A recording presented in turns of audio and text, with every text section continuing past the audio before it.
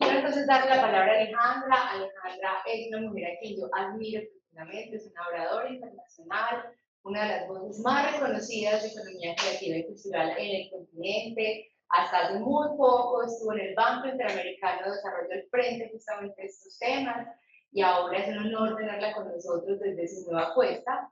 Ella es pues, una de las voces más reputadas de la materia y además con especial énfasis y cariño hacia el mundo audiovisual. Nos va a dar una mirada efectivamente de lo que está pasando en el continente, de las oportunidades y además vamos a tener la ocasión de que nos cuente de su nueva empresa que estoy segura que va a marcar la pauta del sector creativo y cultural en el continente, que se llama Boomful, es la CEO de esta empresa que busca impulsar la industria audiovisual y los contenidos digitales a nivel global. Si esta mujer lo dice, tengan la certeza que así sea. Querida Alejandra, ¿cómo estás? Hola, ¿cómo está? Muchas gracias por esa hermosa y honrada presentación. De verdad me llena de mucho cariño, orgullo que me menciones de esa manera. No, Alejandra, es honesto y además aquí te están escuchando empresas muy relevantes como Polygon y muchas otras, así que tendrás buenos aliados para esa revolución audiovisual en Latinoamérica, que con tu liderazgo sé que va a ser muy potente. Te escuchamos con mucho cariño y atención, querida Alejandra, así que adelante. Bueno, muchísimas gracias. No sé si están viendo la presentación, si me pudieran confirmar, se los agradecería mucho. Te oímos perfecto, ¿verdad que sí? Sí. Excelente. Bueno, yo, como ya mencionaron, les voy a comentar un poco acerca del impacto económico de la industria audiovisual. Básicamente, toda la información que les voy a compartir, mucha de ella, en su mayoría, tiene que ver con dos publicaciones que hice junto al Banco Interamericano de Desarrollo hace algunos años. Así que poco a poco les voy a ir contando y también les voy a ir a comentar dónde pueden encontrar estas publicaciones si quieren más información, ¿no? Entonces, nos basamos con esta premisa de que los contenidos digitales son el de mayor crecimiento en el mundo en un 15%. Tomando en cuenta de esto, en el 2019 aproximadamente se invirtieron unos 5.7 mil millones de dólares en producciones audiovisuales y pudimos crear 1.600.000 empleos. Básicamente, nosotros siempre volvemos al tema de los empleos porque a veces hay una misconcepción de que en la industria audiovisual no se pueden crear empleos y creo que es importante resaltar esto, ¿no?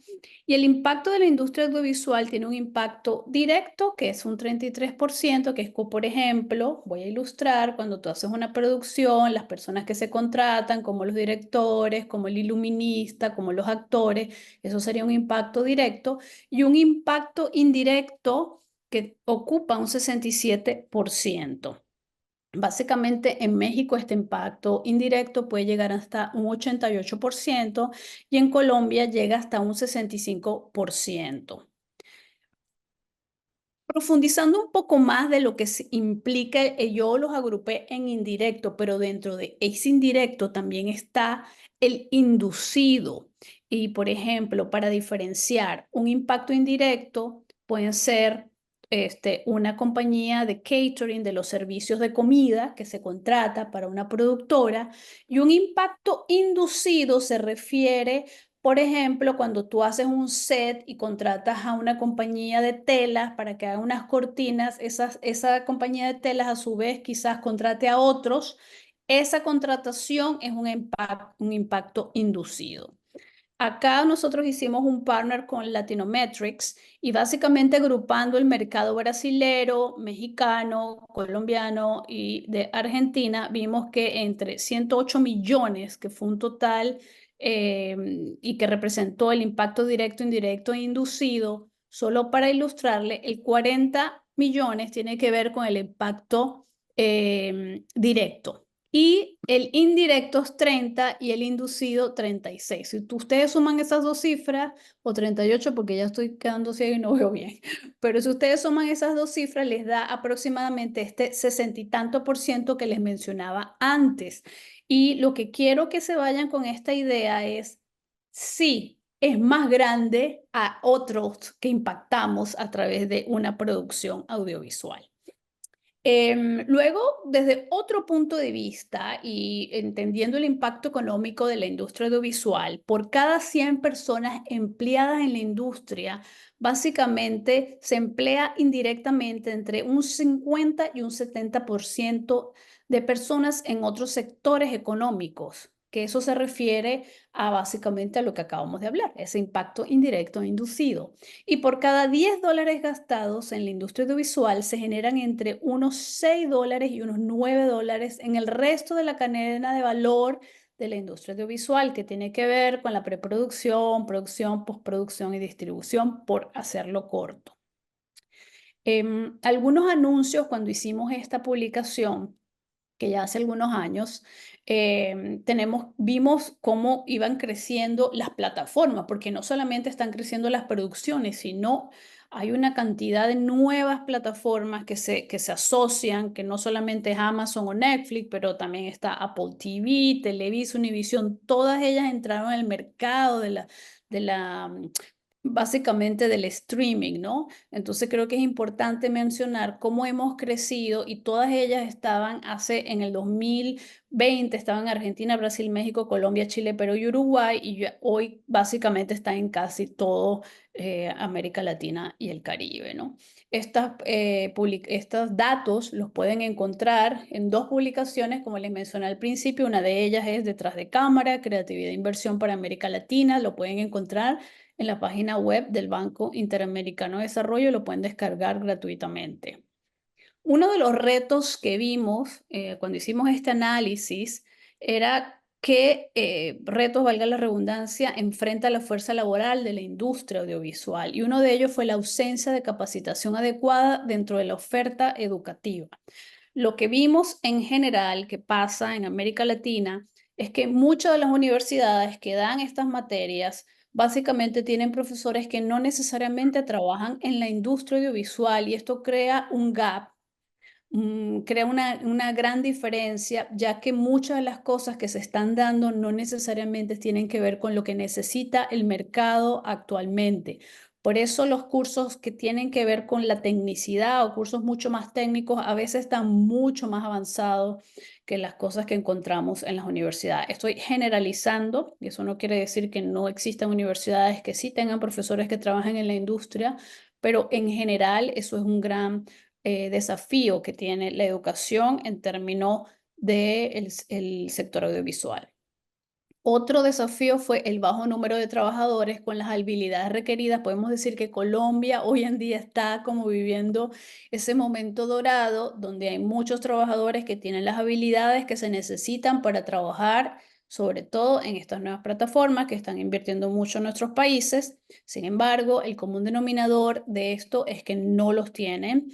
Se necesitan más escritores, se necesitan personas que tengan mayor entendimiento de muchos sectores que son más, sobre todo en el tema técnico, como special effects, etcétera, etcétera.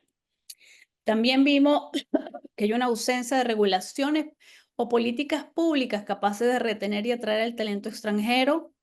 Aquí podemos decir que muy pocos países de América Latina tienen incentivos de tax incentive o incentivos con los taxes. Sin embargo, sabemos que Colombia lo tiene. Es importante reconocer que las plataformas en particular, ese no es el único y diríamos no es lo más importante para ellos.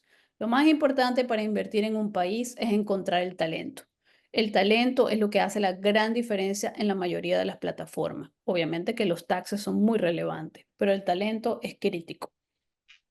Otro punto que tiene que ver con las políticas públicas es que en América Latina la mayoría de estas políticas no está considerando los green production. Si analizamos las políticas públicas que hay en otros países, vemos que ya la parte green, o sea, la parte verde, la huella de carbono y todo lo que tiene que ver con el sello verde de las producciones, sí está en la ecuación y sí aplica para recibir estos incentivos de taxes. En este momento, cada vez más vemos que en América Latina hay un desconocimiento grande y es una oportunidad. Hay que verlo como una oportunidad para seguir aprendiendo, para seguir entendiendo cómo lo podemos hacer mejor. El cuarto desafío es que socialmente hay una percepción negativa de salarios bajos y estereotipos negativos asociados con el sector audiovisual. Obviamente, los estereotipos es algo como que vemos que los que hacen cines están todos en Hollywood, ya son millonarios, ya no necesitan dinero, y eso lo que sucede es que nos causa un efecto negativo, ya que sabemos los que están en la industria que para hacer una película se requiere mucho dinero y a veces poco, pero no necesariamente es lo que abunda, ya sea desde parte de los gobiernos o de parte del sector privado. Entonces creo que es importante como que esa narrativa cambie, y la percepción de los salarios es algo que se tiene que trabajar, ya que dependiendo de la región donde estés, los salarios obviamente va a haber un diferencial de estos salarios. Sin embargo, si los comparas con otros sectores, a veces el sector audiovisual, sobre todo aquellos que tienen que ver con la postproducción, que tienen que ver con temas tecnológicos, puede ser muy competitivo con otros sectores que no necesariamente es de la industria audiovisual. La falta de acceso a fuentes de financiamiento e inversión y la ausencia de regulaciones y derechos laborales. Esto es un tema complejo, es un tema que seguimos teniendo en nuestros países. El Banco Interamericano de Desarrollo hace unos años atrás hizo un bono naranja, que básicamente el objetivo era poder llegar, que estos fondos llegaran a estas compañías, no solamente audiovisual, sino de las industrias culturales y creativas. Sin embargo, los CU, que son esos numeritos que clasifican qué industria pertenece a la industria creativa o no, tienen que ser revisados, ya que básicamente muchas de las compañías que están ahí no necesariamente aplican para la industria creativa, si eran más maquilas que otra cosa. Entonces creo que hay un tema de datos, y para que vean, esto es un gran ejemplo cómo los datos sí influyen en las decisiones, y los fondos, fíjense que algunos de ellos no llegaron a donde tenían que llegar, pero tenemos que trabajar en los datos para que estos datos sean más precisos a futuro. Y los derechos laborales, sabemos que todos aquellos que trabajan en el sector de la industria audiovisual, la mayoría son independientes, son freelancers. Así funciona esta industria, ya que cuando uno hace una película, no sé, de acción, necesita un montón de extras, pero si estás haciendo un documental, de repente necesitas solamente 4 personas. Y esto es un tema que se tiene que hablar y se tiene que buscar. Uno de los países que ha de alguna manera avanzado bastante con los derechos laborales de los freelancers y que tienen modelos que podrían ser vistos como algo positivo es Chile.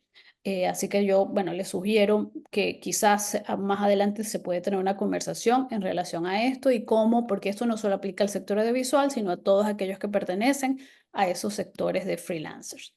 La gran prioridad que dio esta publicación es invertir en el capital humano. Ya como les dije, que la fórmula secreta que está buscando todo el mundo es ese capital humano preparado para el desarrollo de estas películas en toda su cadena de valor. Yo no estoy hablando nada más de un productor o de un actor, estoy hablando de la cadena de valor completa de la industria. Nosotros en el BID, con el equipo de educación, hicimos una alianza para entender cómo aquellas personas que no necesariamente están en la industria, pero que son muy creativos, muchas de ellas viviendo en zonas alejadas, empoderarlas con las habilidades del siglo XXI, que son las habilidades como pensamiento crítico, perseverancia, curiosidad, habilidades humanas, etcétera, que son habilidades para toda la vida, podrían ser potenciadas a través del sector audiovisual, y ellos fueron parte de esta publicación. Una de las cosas que también revelamos eran los puestos que llamamos below the line, que son con mayor demanda para el 2024. Aquí vemos cómo está el diseñador, el supervisor, la coordinación y los efectos especiales, VFX. No los voy a mencionar todos porque los pueden ver en esta lámina, en el libro también están, los pueden bajar. Pero fue interesante poder ver que en los mercados que hemos denominado medianos y grandes, donde en ese mercado está Colombia, vemos que los VFX en el momento que hicimos el estudio pertenecían al cuarto peldaño, y la proyección era para el peldaño 2 en el 2024. También estos datos están por país específicos, así que lo pueden encontrar ahí. Y también vimos cómo en mercados emergentes, donde está un conglomerado de países, de Latinoamérica, que no son tan desarrollados, vimos cómo también los VFX comenzaban a subir de una manera vertiginosa, pasando del 9º peldaño al 5º peldaño. Entonces la gran pregunta fue cuál es el estado actual de la industria en toda América Latina y vimos dos grandes tendencias en el audiovisual, básicamente los países que tienen un mercado más desarrollado y otros que son mercados emergentes. Las industrias más maduras, solamente en una década pudieron desarrollarse, o sea, en términos, había una plataforma en el 2015 que era cuando entraba Netflix a América Latina. Ya en el 2021 habían 10 plataformas y estas estaban en mercados como Brasil, Argentina, Colombia, Chile. Así que pudieron ver cómo este mercado avanzó de una manera muy rápida. Luego tenemos estos mercados emergentes y pienso que acá podemos ver que también en Colombia hay otras ciudades que no es la capital donde podrían estar estos mercados emergentes, como es el caso en Argentina de Córdoba y Mendoza, donde han desarrollado una industria audiovisual enfocada en hubs muy particularmente enfocados en dar a conocer cómo funciona la industria, atrayendo gente de afuera, dando todo lo que tiene que ver con centros que dan conocimiento, brindan conocimiento a jóvenes, pero también filmando en esos lugares. Nosotros tuvimos un proyecto a través de Film Andes, que está en Mendoza, que fue un proyecto del BID también, donde se pudo construir este hub audiovisual. Otro ejemplo interesante es República Dominicana, un país chico que hacía mucho tiempo, y aquí, por ejemplo, les puedo mencionar, República Dominicana en 87 años hizo 101 películas y con la ley de cine pudo llegar a ser 169 películas en 9 años. Y es así como quiero ilustrar con esto lo que una ley de cine es capaz de hacer en un país tan pequeño como es República Dominicana, que quien pensaría como ellos hoy en día están en vogue y están haciendo, tienen unos estudios muy grandes para producciones bajo del agua y están construyendo otros estudios allí. Y aquí en Mendoza simplemente era para comentarles lo del clúster que ya se lo había comentado. La animación, a veces pensamos en el audiovisual solamente como en el cine, pero este abarca la animación, los videojuegos y otros sectores.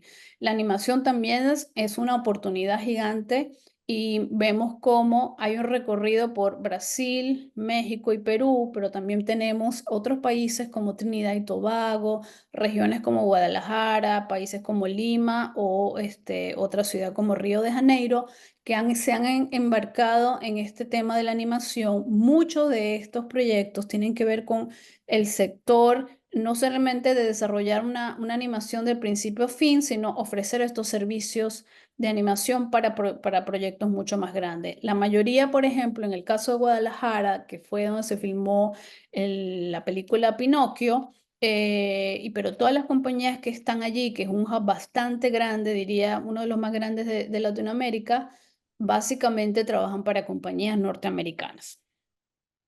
Otro tema que abarcamos en esta publicación es la potencia literaria.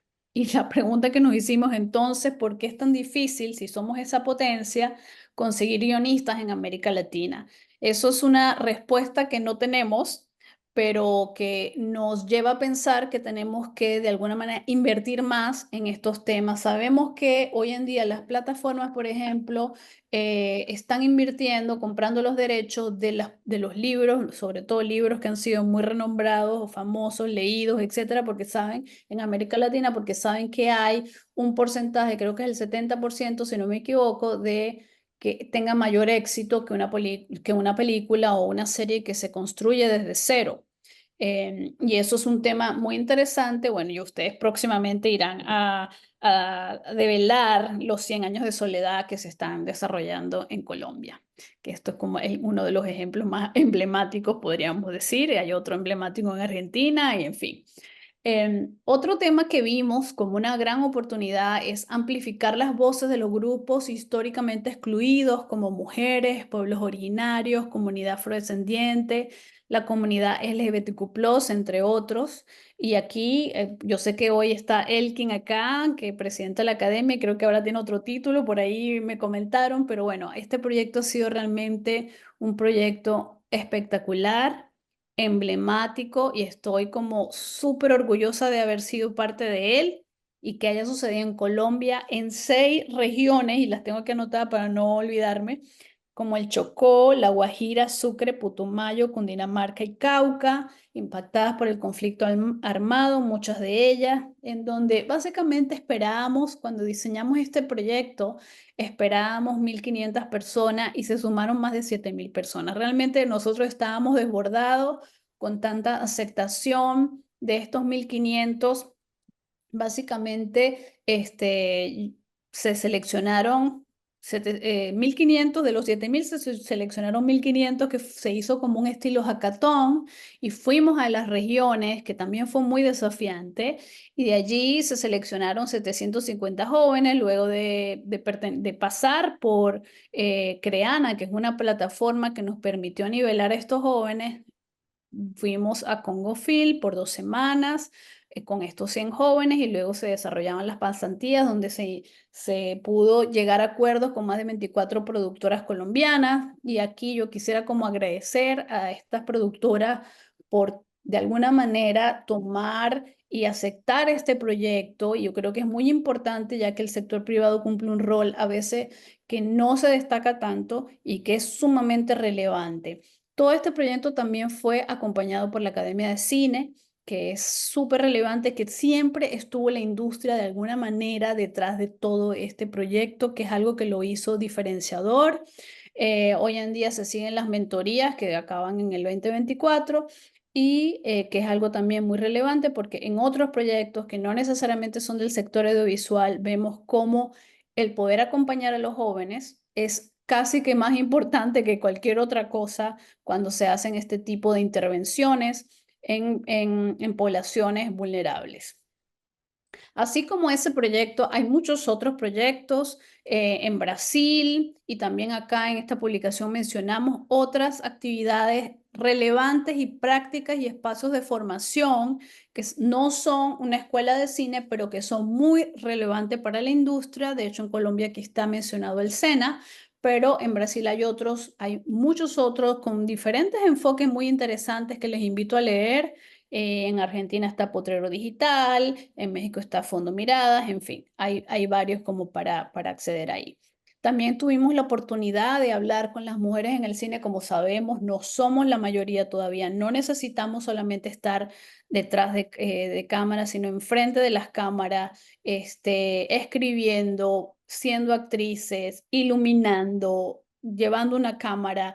Eso todo se tiene que de alguna manera mejorar, y solamente con producciones también locales y con personas que entiendan la oportunidad que necesitan las mujeres en esta industria es la única forma de lograrlo, ¿no? Y hay un capítulo solo, básicamente tendría que ser otra presentación para contarles estos avances, ¿no?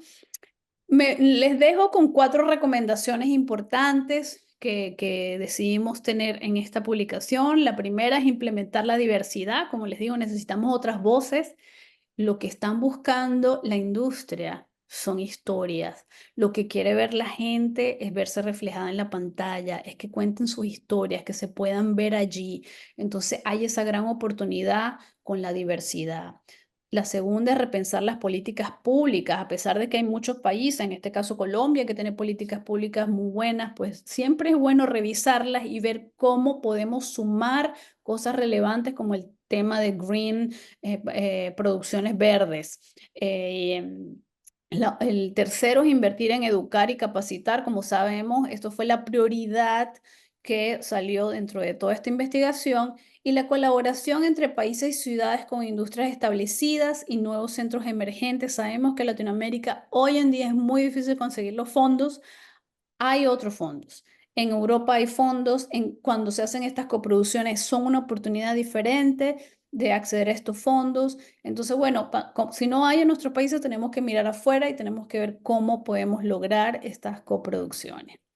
Por último, les quiero contar que dentro de este sector audiovisual, y todo el año pasado, yo tuve la oportunidad de trabajar junto a la Estrategia de Gobierno de México en un proyecto en el que básicamente estuvimos en Oaxaca, Chiapas y Yucatán, y vimos cómo hay una oportunidad de que los creadores de contenido, influencers y comprometidos con la conservación y la naturaleza del medio ambiente pudieran colaborar. Necesitamos salir de alguna manera, este discurso que solo habla de lo negativo y entrar a un discurso propositivo, ya que el sector audiovisual es el que está de alguna manera dibujando lo que nosotros queremos para nuestro planeta. Y vemos los científicos hablar por un lado, los influencers por otro, los creadores de contenido por otro, pero no hay un lugar donde podamos conversar entre todos, así que están invitados este 9 de noviembre en Boomful Nature, este primer evento que embarca a los creadores de contenidos que están influencers y comprometidos por la conservación y la naturaleza. Pueden encontrar la información. También yo hace un rato compartí un link de una encuesta que estamos haciendo para creadores de contenido en toda América Latina. Espero que muchos de ustedes participen o la compartan con personas que realmente quieran hacer la diferencia, que quieran contar. Necesitamos entenderlos mejor para que las estrategias, ya sean de gobierno, ya sean desde el sector privado, ya sea para fondos, ya sea para futuro, realmente pueda reflejar sus necesidades. Es una encuesta muy corta, más de 9 minutos creo es lo máximo que te puedes tardar, pero los invito a todos a que la puedan realizar y esto lo estamos haciendo en conjunto con The Competitive Intelligence Unit, que es una agencia que se encarga en encuestas en México. Esta encuesta es para toda América Latina. Todos los datos que hoy en día menciono están en estas dos publicaciones que se encuentran gratuitamente en la página web donde dice publicaciones del Banco Interamericano de Desarrollo. Y si tienen preguntas, si quieren conocer más lo que hacemos, bueno, estamos más que felices de conectar con ustedes. Aquí a través de la página de Boomful nos pueden contactar. Así que bueno, muchísimas gracias.